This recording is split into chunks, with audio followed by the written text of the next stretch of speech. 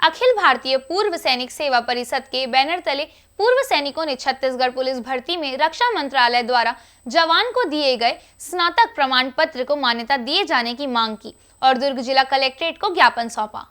कारगिल युद्ध में अपनी अहम भूमिका निभाने वाले पूर्व सैनिक इन दिनों छत्तीसगढ़ में निकलने वाली पुलिस भर्ती में सेना से प्राप्त स्नातक प्रमाण पत्र को महत्व नहीं दिए जाने को लेकर खासे नाराज हैं, जिसे लेकर उन्होंने दुर्ग जिला कलेक्टर को ज्ञापन सौंपा। उन्होंने कहा कि पूर्व सैनिकों को शासकीय विभागों में निकाली गई नौकरी के पदों पर 10% आरक्षण दिया जाता है, लेकिन उसे भी जाति समुदाय के आरक्षण में विभाजित कर दिया जाता है। पूर्व सैनिकों ने कहा कि सेना से प्राप्त प्रमाण पत्र को समकक्ष मानते हुए जातिगत आधार पर विभाजित नहीं करना चाहिए। उन्होंने कहा कि सेना में भर्ती जातिगत आधार पर नहीं होती है, ऐसे में 10% आरक्षण में जाति के आधार पर पद विभाजित करना न्याय संगत नहीं है। दुर्ग जिला कलेक्टर को ज्ञापन सौंपते हुए वर्तमान में चल रही भर्ती प्रक्रिया में भूतपूर्व सैनिकों को सेना के द्वारा प्रदत्त प्रमाण पत्र को मान्यता दिए जाने की मांग की। हम लोग आज पूर्व सैनिक यहाँ पर इकट्ठे इसलिए हुए हैं कि हमारा जो एसआई सूबेदार इंस्पेक्टर की जो भर्ती हो प्रक्रिया जो चल रहा है उसमें हमारे पूर्व सैनिक लोग ही अभी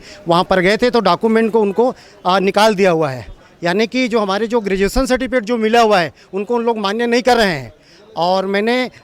सभी से आपके माध्यम से ही निवेदन करता हूं कि हमारे जो मैसेज जो है वो पूरे हर जगह में मुख्यमंत्री और जो गृह मंत्रालय है और पुलिस जो मुख्यालय है वहाँ पर पहुँचे और इससे पहले जितना भी जो भर्ती हुआ था हमारे ग्रेजुएशन सर्टिफिकेट की तौर पर ही भर्ती हुआ है। और आज हमारे छत्तीसगढ़ की बात नहीं हो रहा है, आज ऑल इंडिया में ही सभी जगह जो ग्रेजुएशन सर्टिफिकेट मिल रहा है वो सभी जगह मान्य है और अभी तक से मान्य होते रहे। तो आप लोगों से एक बार फिर रिक्वेस्ट है आपके चैनल के माध्यम से हमारे जो पूर्व सैनिक हैं उनके जो एसआई के सूबेदार इंस्पेक्टर के जो भर्ती हो रहा है उसमें से जल्दी जल्दी इनको शामिल किया जाए।